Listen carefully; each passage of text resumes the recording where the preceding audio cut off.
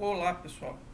Esta então será a primeira aula do nosso curso de Introdução à Psicologia da Bíblia. Eu gostaria de falar um pouco de alguns elementos que trazem importância para o tema. Eu coloquei na nossa ementa uma lista para que nós possamos nos guiar ali com relação ao que nós vamos ler.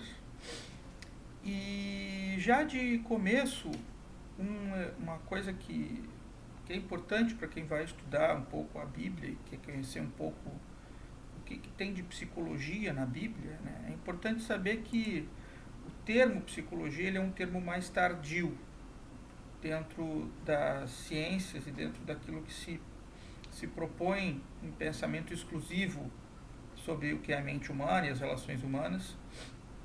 Ele surge um pouco depois. Um pouco depois do quê? Um pouco depois de muitos conhecimentos, como filosofia, como o estudo dos mitos, como história, né? E ele vem um pouco próximo da literatura, o termo da psicologia, né? Ele vem um pouco naquele momento que se investiga uma antropologia dos diferentes povos e que nós começamos lentamente, de forma muito gradual, a realizar uma experiência com, com o que é o humano que está dentro do texto. Que partes são essas? Né? Quando a gente chega no século XIX, por exemplo, começa a se investigar mais o que toca uma pessoa quando ela vai ler um texto. E não por nada no século XIX começam a surgir escolas que vão estudar a Bíblia muito detidamente, de forma muito elementar. Quer dizer, eles começam a ver que existem certos termos que são usados no começo da Bíblia e que vão se perdendo ao final da Bíblia, né? E esses termos são termos muito importantes, são termos que dizem respeito a um tempo e a o que aquelas pessoas naquele tempo estavam pensando sobre uma denominação importante, por exemplo, a denominação sobre Deus, e o que Deus tem a ver com a história daquelas pessoas ali, né? Então nós vamos falar também nesse curso um pouco sobre história. Nós temos que falar um pouco sobre história. E mais do que tudo isso, mostrar que a Bíblia como texto vivo, né, ela está falando de pessoas o tempo todo, né? E o difícil, na minha opinião, quando a gente vai ler a Bíblia, é poder ter esse entendimento, porque nós somos muitas vezes colocados diante da Bíblia como de uma forma muito religiosa, de uma forma muito moralista, e isso afasta muitas pessoas de poder entender. Então, por que as pessoas vão ler esse texto? Por que as pessoas vão ler esse livro? E as pessoas deveriam ler esse livro justamente pelas relações humanas que são estabelecidas ali em inúmeras histórias. Histórias essas tão importantes que foram colocadas nesse livro, né? E eu preciso falar um pouco, quando eu vou falar dessas histórias, como é que as diferentes tradições foram lendo esse livro, né? Por que esse livro acabou despertando e ainda hoje é um livro, como a gente pode chamar, de livro clássico, livro de fundamento para pensar a nossa cultura e a nossa sociedade ainda hoje. E por que também algumas coisas que a nossa sociedade vem empreendendo também não se realizam como a gente gostaria. Tudo isso está muito dentro da Bíblia. E da parte da psicologia, nós falaremos um pouco também de diferentes escolas, diferentes autores, né? Eu falaria aqui principalmente de três grandes autores, que é o Sigmund Freud, o Carl Gustav Jung e o Viktor Emil Frankl, né? Por que eu escolhi esses autores?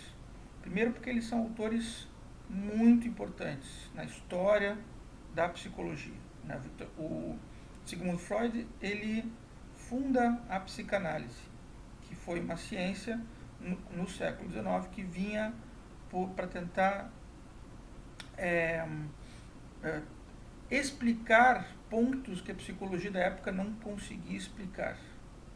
Então, Freud sempre tentou trazer a ideia de um inconsciente para dentro da sua exploração, e que essa ideia de inconsciente ela fosse tão forte que pudesse explicar por que algumas coisas do mundo consciente não se realizavam, né? E ele fez várias leituras também a partir da Bíblia. Outro autor de suma importância foi Carl Gustav Jung, que foi um aluno do Freud por um certo tempo, foi um aluno do Freud, que se interessou muito pela psicanálise, mas depois foi pensar a psicologia de outras formas, de outros jeitos, né? Uma forma importante que o Carl Gustav Jung trouxe foi tentar pensar aquela dimensão simbólica que o Freud estava trazendo de uma forma muito mais aprofundada, né? Ele queria tentar trazer essas diferentes dimensões simbólicas como parte de um grande arcabouço de símbolos que foram ficando relegados e se organizaram naquilo que ele chamou de um inconsciente coletivo, um inconsciente de toda a humanidade. E por isso é de suma importância as religiões e os mitos também, né? E outro autor de suma importância que eu trarei aqui é o senhor Viktor Emil Frankl. Por que esse senhor é de suma importância? Porque além dele ter sido um aluno do Freud em Viena, Viktor Frankl foi para uma experiência nos campos de concentração, como preso, como detido, e de lá ele repensou toda a forma que nós temos de entender a psicologia, né? A partir de uma experiência limite, de uma experiência de sofrimento muito grande, e ele trouxe isso e mostrou como essa experiência ela tem algo a falar sobre nós profundamente, né? A ausência de sentido e como dar sentido diante essa ausência. E isto, só este elemento aqui, já é muito importante para nos auxiliar a lermos a Bíblia. Por quê? Porque não adianta nós esmiuçarmos toda a Bíblia, todas as histórias ali contidas, quebrarmos todos os seus elementos, distinguirmos escolas que estavam em um período, outras que se encontram ali, se nós não tivermos um raio de sentido. Olha como isso é importante. A base de tudo é que tudo está ligado numa unidade. E esse entendimento muito antigo de que tudo está ligado a uma unidade é o que mantinha aquelas pessoas unidas lá no meio do deserto. É o que fazia com que elas, apesar de todas as circunstâncias difíceis, estivessem unidas e olhassem aquele livro ali como um livro sagrado, quer dizer, um livro com lições importantes, um livro importante que teve uma influência divina, mas mais do que isso apenas, mais do que toda a metafísica é extremamente importante para nós entendermos a Bíblia, mas mais do que isso, esse livro nos une, esse livro fala de nós, esse livro está nos ajudando a sobreviver aqui. As lições contidas nesse livro são lições de profunda sabedoria. E se tem uma coisa, pessoal, que é muito triste hoje em dia, é a perda da sabedoria. A perda daquele elemento de suma importância para o nosso crescimento como pessoas mais maduras e mais organizadas, também para a sociedade, para a nossa família, para nossas realizações pessoais, mas também para a nossa sociedade. Então, a leitura da Bíblia guiada com pontos ali, elementos importantes, ela nos desperta algo novo. E para começar já falando um pouquinho de como isso é válido, eu trouxe o livro de Esdras e Neemias. Por que eu estou trazendo esse livro? É um livro que está ao final do Velho Testamento, né, da Tanakh judaica. É assim que era chamada a Bíblia, né, Tanakh, para os judeus. E ainda hoje é chamada assim, né? Mas a gente chamou de Velho Testamento porque depois houve um Novo Testamento com a vinda de Jesus Cristo. Mas ali no finzinho do Velho Testamento tem esse texto, que é o texto que, de uma forma muito interessante, o povo judeu tinha esquecido de ler a Torá, de ler a Bíblia. A Torá são os 5 primeiros livros do Velho Testamento. A gente chama aqui em português de Pentateuco, né? Então os judeus tinham esquecido de ler esse livro. E quando o Ezra vai ler esse livro, eles começam a chorar. Eles começam a chorar. Porque eles tinham esquecido da sabedoria que tinha no livro, né?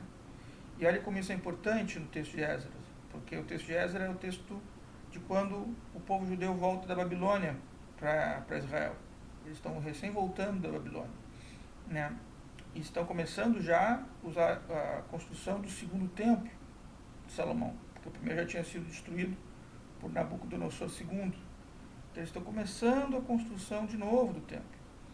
E ele está lendo lá, e olha que interessante, né? Esdras é um escriba, ele era conhecido por escrever, e é atribuído a ele o alfabeto sagrado, né? O alfabeto hebraico, que a Bíblia foi escrita, né? E as pessoas começam a ler, e ele diz, não, não fiquem tristes, não chorem, hoje não é dia de tristeza, hoje é um dia de alegria. Nós estamos juntos aqui fazendo o segundo templo, nós estamos lendo a Torá. Olha que profundidade isso é, né? E as pessoas vão se acalmando com aquela fala dele e vão comendo pão ali, né? Isso tem uma lição muito grande para nós, né? Porque as lágrimas daquelas pessoas também lembram um pouco as letras sagradas que estão sendo construídas junto ao templo. E cada letrinha no alfabeto hebraico ela tem uma história, ela tem uma circunstância. Nós vamos falar um pouco dessas letras aqui, né, no nosso curso. Mas para vocês entenderem isso, é tão importante, é tão forte isso, que cada letra também é um número, né? As letras não são apenas letras, mas são números. E quando você tem palavras que elas somam os mesmos números, você está dizendo que essas palavras elas têm uma família próxima, elas têm uma natureza muito próxima. Olha como isso é forte no judaísmo, né? Isso é muito simbólico no judaísmo, muito, muito simbólico. E isso, pessoal, ainda é uma coisa que as pessoas desconhecem profundamente, muito profundamente, né? Eu sei que eu estou falando de muitas coisas, depois nós vamos aos pouquinhos esmiuçá-las aqui no nosso curso. São muitas informações, né? Tanto sobre psicologia quanto sobre a própria Bíblia. Mas vamos começar por aí, pelas lágrimas. As lágrimas que descem do povo judeu e são formadoras das letras sagradas, né? E vamos pular um pouquinho na história do templo. Por quê? Porque ali, naquele momento de reconstrução do templo, as pessoas também estavam se reconhecendo como parte do povo. E como tinham uma coisa que eles tinham esquecido, que era a Torá. Bom, será que na nossa vida também não há coisas assim? Não há momentos de reflexão que nós paramos e ao tentarmos lembrar, nós não nos damos conta de que esquecemos algo, que algo ficou no caminho e que era importante, e que agora a gente tem que tentar trazer esse algo lá do passado para o nosso presente aqui, e nós não sabemos bem como fazer isso. Essa reflexão que está ali no livro de Esdras e de Neemias, né, ela ainda cabe para nós aqui hoje. Né? Nós estamos muitas vezes na vida tentando trazer um elemento lá do passado para agora, e a gente não sabe como fazer. E como faz isso. Né? E para vocês verem como isso é importante também na história do século XX. Isso. Porque quando o Jung ele começa ele se distancia do Freud, nós vamos ter uma aula só para falar dessa distância do Freud, esses elementos freudianos, junguianos, que acabam também, de certa forma, sendo um reflexo da Torá. Nós vamos falar disso. O Jung começa a querer entender melhor as partes da Bíblia que acabaram fundando todas as culturas, ou as principais culturas do mundo. Não todas, mas as principais. Né? Quais são elas? Né? O próprio cristianismo é uma delas. E o islamismo também. Ainda que o islamismo seja algo diferente, distinto, ele possui elementos abraâmicos, lá da história de Abraão, que são fundamentais ainda hoje para a cultura islâmica. Né? São fundantes para a cultura islâmica. E quando o Jung está fazendo essa revisitação do que tem no texto, né, ele vai escrever alguns livros. Um deles muito importante, que é Os Símbolos na Transformação. Pessoal, esse livro é muito importante.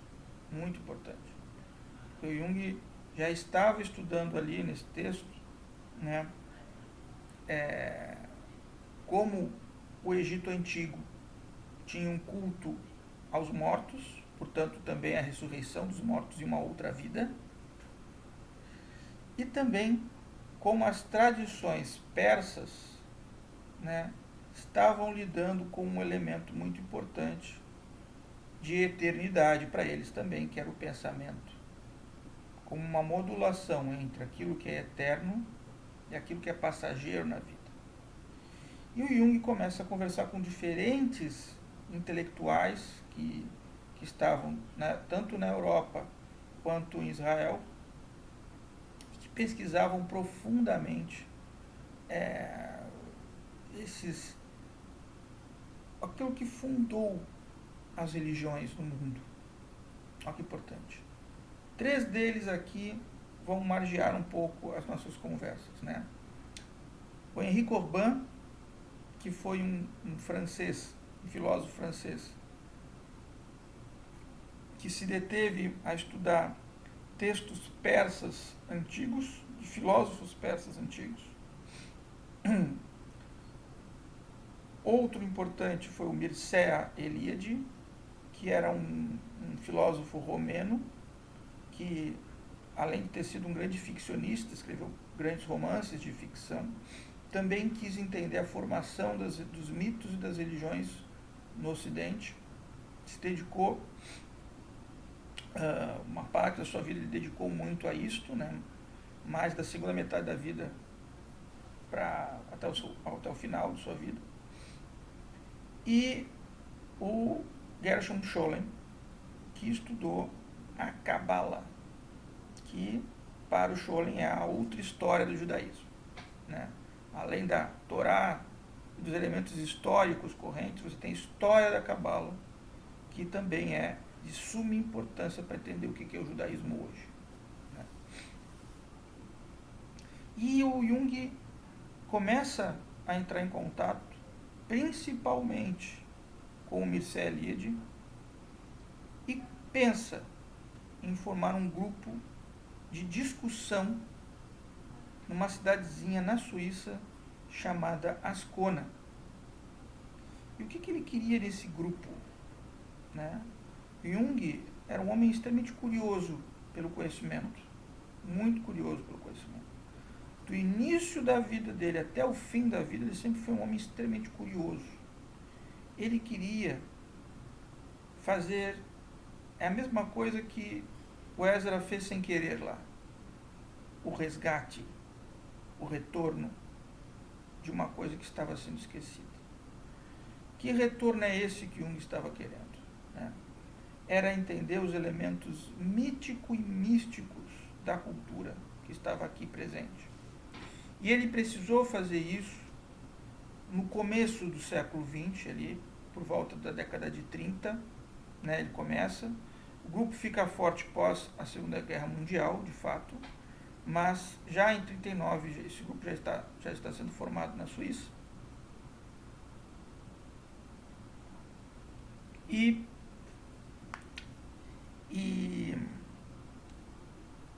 fazer isto com uma ideia muito importante, extremamente importante aqui para nós, né?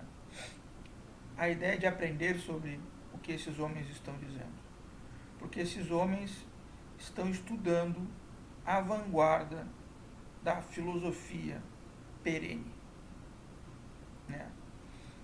Ainda que muitos não se olhassem como parte da filosofia perene, e eu vou explicar aqui para vocês o que é filosofia perene, né? A filosofia perene também tinha sido esquecida, né? E o que é a filosofia perene, então, já que nós estamos falando dela? A filosofia perene é uma ideia, um entendimento de que todas as culturas elas estavam juntas, reunidas em determinado lugar, e aos poucos elas foram se dissipando em outras regiões do mundo, né?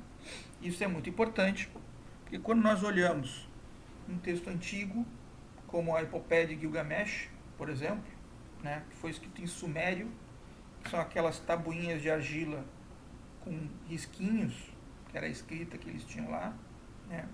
Você vê que já surge depois o acádio, que é uma língua semítica ali dentro, né? E você vê que tem um panteão de deuses. Depois eles encontraram outro livro chamado Enuma Elish, nós vamos falar um pouquinho desse livro aqui,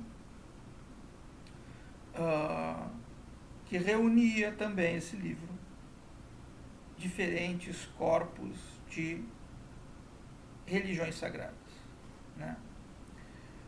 Ideias sobre o que é o sagrado que estavam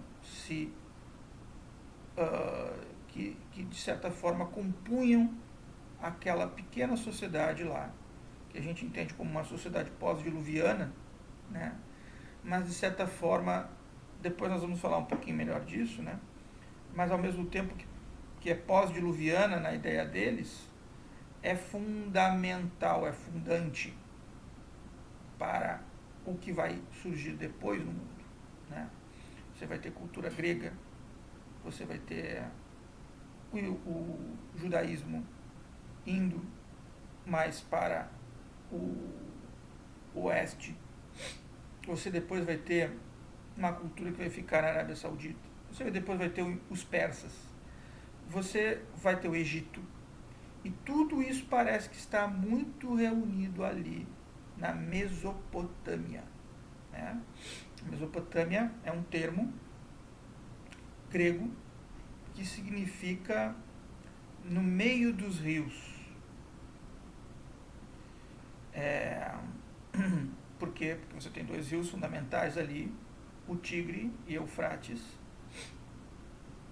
E esses rios, eles são tão importantes que eles ainda estão lá hoje, né? Esses rios não foram obliterados, eles são de extrema importância. Mas uma região desértica, em que esses rios estão ali, irrigando, dando vida e fazendo um arco entre ali, onde hoje a gente chama de o Iraque, né? A região de Mossul, no Iraque, um arco até a Síria. Olha que importante, né? Olha como a Síria hoje em dia ela ainda é um local de conflito. Por quê? Porque é o local, nesse arco, que ainda as culturas se transmitem, as culturas passam. É o local mais importante do mundo, ainda hoje, né?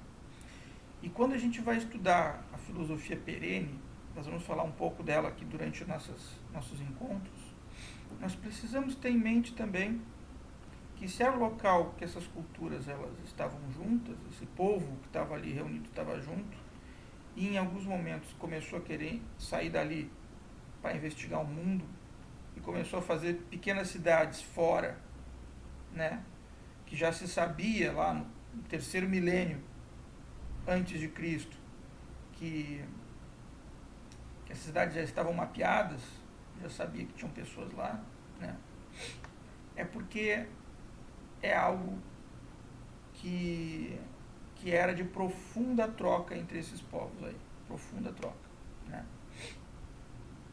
Essa troca é tão profunda que, que se tornará o berço de outras culturas, né? Quer dizer, em algum momento, isso é muito importante nós falarmos aqui de troca cultural, né?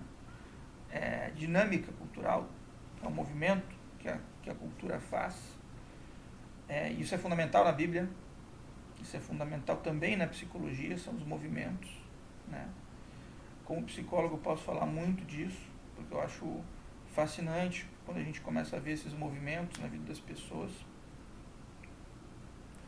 E acho fascinante também quando nós entendemos que aquele movimento ali que a gente está fazendo, ele ainda ele é muito difícil de fazer, porque ele está mostrando para nós mesmos algo da nossa capacidade, que às vezes está obliterado, está distante, né?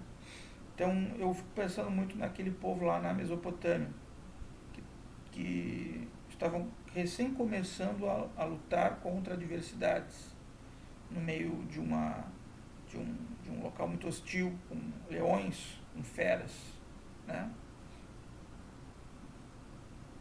Não por nada nós vamos ter o início da vida ali, e a primeira e mais antiga narrativa da Bíblia ali, que é o Bereshit, né? Ou o Gênesis, né? Adão e Eva no paraíso. Mas depois nós vamos falar basicamente uma aula só sobre isso. Também já estou introduzindo aqui várias aulas, mas um povo com um pouco de medo do que está acontecendo também, tendo que se defender. Esse medo está muito presente na história dos deuses sumério-acadianos que esse povo está vendo ali. Isso é tão importante, tão fundamental para aquelas pessoas, né, que parte desses textos, principalmente esse, o Enuma Elish, eles vão ler esse texto inteirinho na passagem do ano deles, do ano lunar deles, né, que é ali por volta de setembro, outubro, né, onde hoje ainda é o nosso Rosh Hashanah, que é o Ano Novo Judaico, né. Essa recitação desse poema épico, que é o Enuma Elish, passa então a não ser só literatura, passa a ser ritual. Olha como a importância do texto escrito está aí já, né?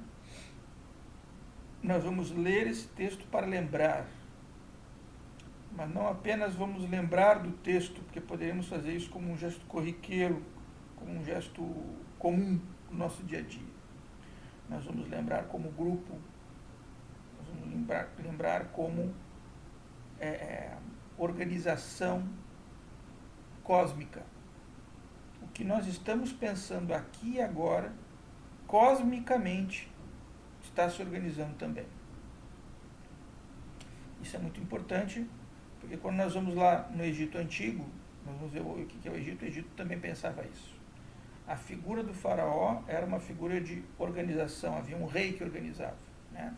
Não por nada nós temos o Gilgamesh, que é um rei, né? É um rei meio homem, meio Deus. Depois nós vamos falar melhor disso, né? Mas você precisa de uma figura de pessoas que organizem aquele povo ali, né? Você precisa de... Esse povo não pode simplesmente se dissolver. A humanidade não pode simplesmente se dissolver. Hoje, acabar numa guerra nuclear, acabou a humanidade, todo mundo sabe que existe um perigo disso, e por isso ninguém vai apertar um botãozinho que que vai destruir o mundo, porque a humanidade tem um preço muito importante para a própria humanidade. Mesmo que nós tenhamos guerras e destruições, ainda assim é um povo acreditando que precisa se defender para sobreviver toda a humanidade dentro daquele povo. Né? E a gente às vezes esquece isso. Aquele povo ali está pensando dentro de toda a humanidade também. Isso é muito triste, é claro, né? Para quem acaba sofrendo as consequências de uma guerra, de uma batalha, mas para aquele povo que vai ficando, que vai se resultando, é a sobrevivência de toda a humanidade. Né? Isso, eu digo isso porque todos esses questionamentos estavam sendo feitos ali nesses encontros na Suíça, em Ascona. Né? E se nós olharmos para fotos, as fotos que tem desses encontros em Ascona, no grupo de Eranos, como assim foi chamado o grupo, né? Que segundo Jung, Eranos era um grupo que não tinha um líder, mas todos estavam ali trocando entre si, né? Um termo grego, né? Ainda que Jung seja o líder desse grupo, né? Porque foi uma aluna dele que pediu para que cedeu esse espaço nesse hotel para que fosse realizado esse encontro. Né? Você vê as fotos deles e eles estão sorrindo, eles estão alegres, eles estão batendo uma boa conversa. Né? E o que nós temos desses encontros, os escritos do encontro do grupo de Jung, né, do grupo de Eranos, é um grupo muito bom, muito feliz. Né? Você vê que eles realmente estavam trocando, e mesmo que eles fossem intelectuais que moravam em locais diferentes, eles se correspondiam. Né? Então você vê hoje como também o elemento psicológico da troca, ele ainda é muito forte mesmo em diferentes culturas, mesmo em diferentes lugares. Como a troca ela é importante para a vida da gente, a gente saber trocar. A gente não ficar pensando muitas vezes de uma forma invejosa, o outro tem uma coisa que eu não tenho, né? O outro quer uma coisa que eu também quero, então eu vou competir com ele. Né? Você vê como isso às vezes é daninho para as relações humanas. E só pode ter esse grupo de Eranos, que eu vejo como um grupo muito sui generis, muito incomum, né, de grandes intelectuais dispostos a trocarem e começarem também uma perspectiva muito diferente da perspectiva que havia no século XIX e no século XVIII, né, que era uma perspectiva muito mais acadêmica, muito mais dura, né, de competição, de bravatas, de disputátios, como eles chamavam na Idade Média, disputas para ver quem é que tem melhores argumentos. Né? Esse grupo não. Esse grupo era um grupo num hotel. Um grupo mais leve num país neutro, que é a Suíça também, um país que não entrou nas querelas da Segunda Guerra Mundial, e que trouxe, né, pensadores dessa monta aí, de grande importância, suma importância. Pensadores que estavam dispostos a trazer aquilo que ninguém mais conseguia olhar. Né? Então, quando nós vamos ver os sentidos humanos, nós temos duas grandes tradições de por qual sentido nós devemos aprender mais. Né? Se devemos aprender mais pelo olhar ou devemos aprender mais pelo escutar. Quando nós olhamos, isso vem muito do mundo grego, principalmente a cultura helênica ali, tem um forte apreço pelo ver. Né? O Aristóteles, no primeiro capítulo da metafísica, no primeiro parágrafo da metafísica, ele diz, olha, o ver é o sentido mais importante. É no ver que nós temos melhor possibilidade de trocar, de transmitir. No entanto, em paralelo com o ver, você tem a cultura hebraica, que mostra o escutar. Né? como o elemento de transmissão mais importante. Né? Nascer venishma. Né? Então, vamos aprender com o que se escuta. Vimos... perdão, eu estou tentando lembrar de cabeça esse trecho. Façamos e compreendamos. Né? Vasenishma tem a ideia de compreender, mas compreender como vamos escutar. E a partir do escutar, vamos adquirir conhecimento e prazer também. Né? Tem que ter prazer no conhecimento. Precisa disso. Ainda que o conhecimento inicialmente ele seja de difícil acesso, após um certo tempo com ele tende a nos dar prazer. No início, quando nós estamos como alunos, como discípulos, nós estamos aprendendo, não estamos entendendo bem o que são aquelas lições que estão ali nos acometendo. Quando nós nos aproximamos cada vez mais do gesto de aprender, né, nós começamos a gostar do aprender e ele se torna algo tão bom, tão gostoso, que nós queremos continuar com esse aprendizado. Né? E isso está muito ligado ao que nos conecta com a vida, ao aprender. Porque eu posso aprender só para mim, posso, mas eu também posso sentir muita vontade de querer passar isso para outra pessoa. Né? Posso querer passar isso para um amigo, posso querer passar isso para um filho, para minha família. Posso ter também vontade de querer mostrar um pouco quem eu sou com esse aprendizado. E olha como esse nível de importância, às vezes a gente esquece ele. É importante eu me dar esse valor de construção sobre quem eu sou, também a partir do que eu aprendo sobre mim mesmo. É muito importante fazer isso. Esse curso aqui, né, de Introdução à Psicologia da Bíblia, eu quero que ele seja um pouco como isso, como esse encontro que havia em Eranos. Pessoas que conhecem e que estão dispostas a escutar. E também depois ler, porque aquele que escutou e não anotou tem o escrito ali como mais um reforço daquela aprendizagem. Né? Mas só de nós pensarmos que aquilo que se escuta é uma lição para a vida, também nos ajuda muito, nos organiza muito como pessoas. Né? É uma organização extremamente importante essa.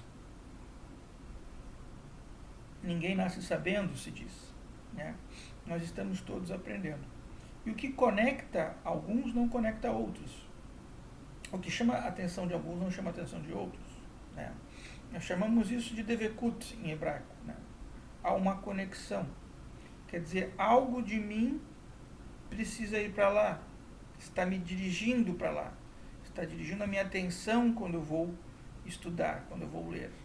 Por que algumas histórias podem ser mais interessantes para alguns e outras menos interessantes também? Isso diz respeito também a como a direção da nossa pessoa, da nossa integridade, chamarei aqui de alma, né, para nós, como a nossa alma ela está se conectando, está nos dizendo é por aqui que eu devo ir. Quando nós estudamos Bíblia, é muito interessante como isso acontece. É como se a Bíblia reativasse também algumas coisas nossas que estão em estado de latência, estão dormindo, estão muito distantes. E a gente vai acordando um pouquinho para o estudo da Bíblia. Né? Por isso que nós falaremos aqui de diferentes etapas da Bíblia. Né? Eu queria chamar a atenção que além dessa aula aqui de hoje, né, nós vamos ter uma aula segunda que é sobre a ideia de alma, que é por isso que não por nada nós entramos aqui nesse tema. Depois nós teremos uma aula terceira, na qual nós vamos falar um pouco sobre a ideia de sonhos e de visões que chegam, de revelações que chegam em certas passagens da Bíblia, né? Depois teremos uma aula quarta, que será a ideia do mito e do sagrado na Bíblia, e onde é que a psicologia entra nisso, né? Depois uma aula quinta, que é sobre o Bereshit, começo do Gênesis, né? Bereshit bara Elohim et hashamayim ve'eretz. A primeira frase do Gênesis, ela fala muito sobre nós ainda hoje, na aula de número 5, né? Depois a aula de número 6, a ideia de êxodo, porque o êxodo é um elemento importante na vida humana, onde nós estamos nesse êxodo aí, né? E a aula 7, profetas do povo de Israel, né? Por que Israel matou seus profetas? Nós vamos ler um pouquinho o livro de Daniel, o livro de Esther, né? E, por fim, a aula 8ª, na qual nós falaremos um pouquinho sobre o livro de Jonas, o livro de Jó, os Atos dos Apóstolos, o Evangelho de Mateus, né? E algumas discussões sobre isso que Jung muito se deteve, né? Quando eu estou dando esse panorama de tudo que nós vamos ver, eu também estou ligando tudo junto. Eu estou abrindo o interruptor que liga tudo junto para uma organização do nosso pensamento, né? Uma aula tem que ser isso, tem que ser a organização do nosso pensamento, né? Então, observem a ementa, leiam a ementa. Eu farei muita questão de que vocês tenham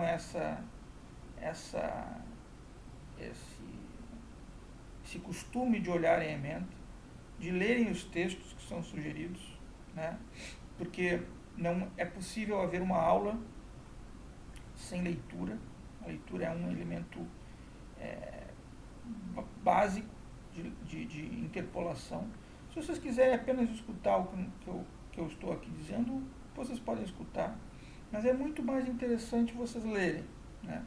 Porque o ler vai levar vocês para poderem ir em busca de outras referências também, e também depois tirarem dúvidas comigo, né? Eu mantenho esse canal aberto para que vocês possam conversar comigo, e também porque eu acho que toda a forma de leitura é uma forma de organização das coisas que nós estamos vendo e sentindo, né? Isso é extremamente importante, e psicologia é isso também, né? Quando nós vamos estudar psicologia, a gente muitas vezes pode cair na falácia dos conceitos prontos, né? Das patologias prontas, por exemplo, né? Que olha, é isso por causa disso, por causa de. Portanto, o problema do cientificismo do século XIX, que é altamente redutor, né? Portanto, a causa é esta, e fim de papo. Que eles começaram a tratar a psicologia como as doenças mentais, tais como as doenças físicas, e não é por aí, não é isso, né?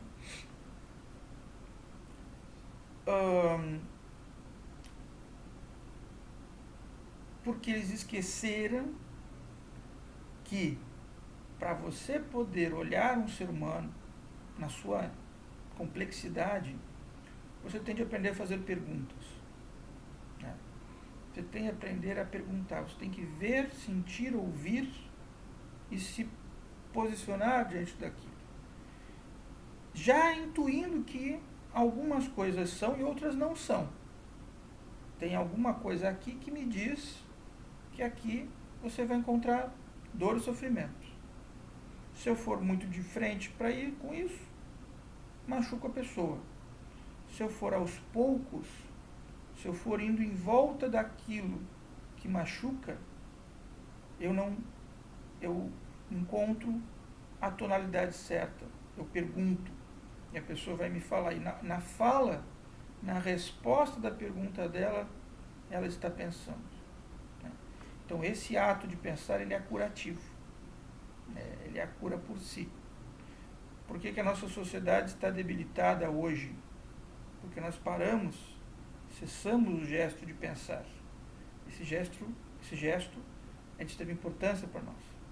Não há vida humana hoje em dia que a gente não tenha de pensar, a não ser que você decida, bem organizado, viver a sua vida lá, num local afastado, num local distante, bem, tranquilamente, que aquilo seja organizativo. Você, as pessoas que moram em agricultura, muitas vezes têm mais condições do que pessoas que moram em cidades, de poder olhar para si de um jeito mais simples, mas muitas vezes nós entramos em conflito porque nós vemos conflitos e nos acostumamos a eles, ao invés de entendermos o que nos ocorre, nos acontece, e por isso hoje você tem a psicologia tão forte. E quando nós olhamos para a Bíblia, você encontra personagens assim na Bíblia, que eles aparecem quase como se fosse para nos dizer que vai ter uma mudança ali. Precisa ter uma mudança ali. Às vezes é uma mudança de trajetória na vida de alguém, como nós vamos ver no caso de José e seus irmãos, uma mudança radical de trajetória. Foi transportado para uma outra cultura. Ele não se vê mais também como judeu, como pertencente àquilo. E também tem de fazer um resgate. O resgate também vai ser com lágrimas. Às vezes, é de uma forma mais singela, como Isaac, que encontra Raquel, e de uma forma muito bonita também. Aliás, uma das formas mais bonitas já escritas, é essa forma de encontro, que nós falaremos aqui também.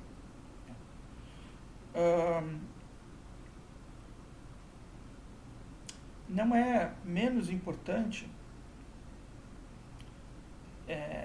e por isso que eu selecionei vários pedacinhos aqui para nós lermos, já comecem a ler esse livro do Esdra e do Neemias. Por que eu acho isso importante? Porque é um texto curto, bem curtinho, um texto curto, mas com profunda sabedoria. E eu tinha falado de sabedoria lá no começo, eu vou trazer de novo essa palavra sabedoria. Em hebraico é Chokhmah, que também está dentro de inteligência, Chacham. Se eu digo em hebraico que ele é um aluno inteligente, Chacham, eu digo que ele é inteligente. E inteligência e sabedoria parece que comungam aqui de significados, Apesar de Chokhmah ser um significado mais antigo, no hebraico moderno hoje, Chacham, inteligente, aquele significado antigo também está lá. Então, outro livro que eu falei, que eu achei importante aqui de trazer, é esse aqui, o Alfabeto Sagrado, do Eisenberg e do Steinsaltz. Esse livro aqui eu acho muito bom, porque ele conta a história das letrinhas. E cada letrinha do alfabeto, são 22 letras, elas têm várias histórias e várias conexões. Devekut. Olha como é importante essa palavra aqui. A conexão é o que desperta a gente. Por isso que a sabedoria não é qualquer conhecimento, não é um conhecimento meramente livresco, meramente conceitual. A sabedoria é aquele conhecimento com um propósito de vida. Estamos com poucos propósitos de vida. Estamos apenas lendo livros e textos como se fosse um amontoado de coisas, como diriam cantores, um museu de grandes novidades. Não é por aí, não é esse o caminho. O caminho do conhecimento, o caminho do verdadeiro conhecimento, da sabedoria. Por isso que dentro de cada livro sagrado antigo, a Bíblia, vou trazer como o nosso foco aqui, você precisa ter muita tranquilidade, você precisa ter muita calma para você ler esse livro, porque você não vai lê-lo como um livro comum, que você vai extrair dali um conhecimento, um significado único. Não. Você vai extrair dali um pequeno tijolinho, que vai se compor com outro tijolo que ainda não chegou, que vai vir lá do futuro. Né? Existe algo na máquina do tempo das ideias que une passado, presente e futuro.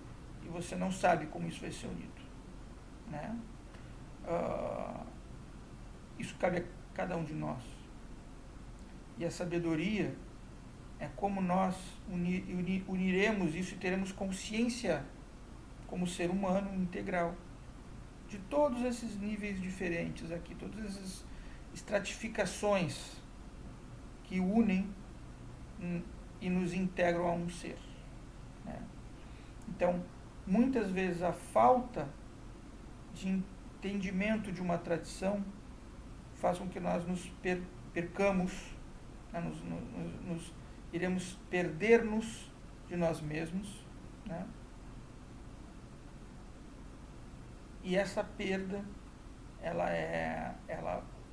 nós podemos continuar perdidos ou podemos começar a buscar a saída dessa perda, né? Saída de um ponto de errância no mundo, né? Não podemos estar perdidos o tempo todo. Um grupo, uma aula, um estudo é devekut, é conexão. Não conecta, não faz sentido. Será que é o sentido que você tem que colher? Ou será que você ainda não está pronto para o que vai vir? Essa mensuração de inclinações que nós temos na vida é extremamente importante para que nós, ao passarmos por uma dificuldade, ao passarmos por um desafio, possamos sobreviver a ele e adquirir um conhecimento a partir daquilo. Né? Por isso, livros antigos, né, nos levam de volta para nós mesmos. Então tem uma paraxá, tem um capítulo da Torá, a gente chama de paraxá porque é porção, né, que diz Lech Lechá, que é quando Abraão recebe a missão de sair de Ur e se dirigir para o oeste. Né? Lech Lechá, volta para você, Abraão. Volta para você. Quer dizer que Abraão já estava perdido lá. E a missão era ele voltar para fazer uma nova civilização. Né? Ser o pai de muitas pessoas, o pai de muitas ideias.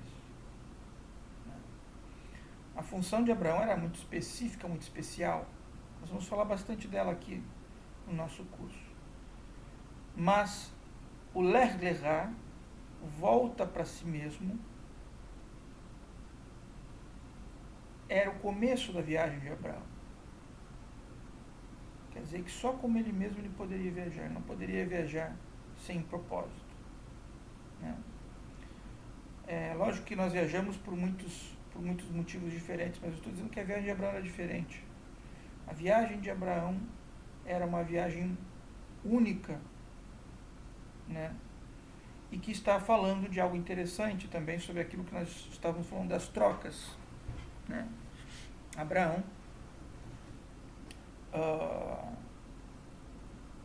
não ficará mais na Mesopotâmia.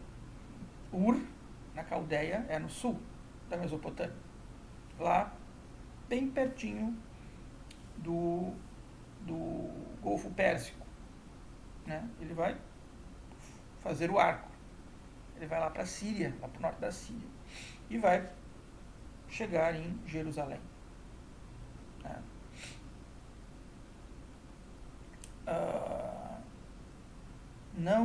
Não podemos esquecer disso, pessoal. E tudo que Abraão vai criar, nós vamos falar bastante dele aqui, tudo que ele vai criar vai ser algo que vai dizer respeito a diferentes saídas, diferentes formações.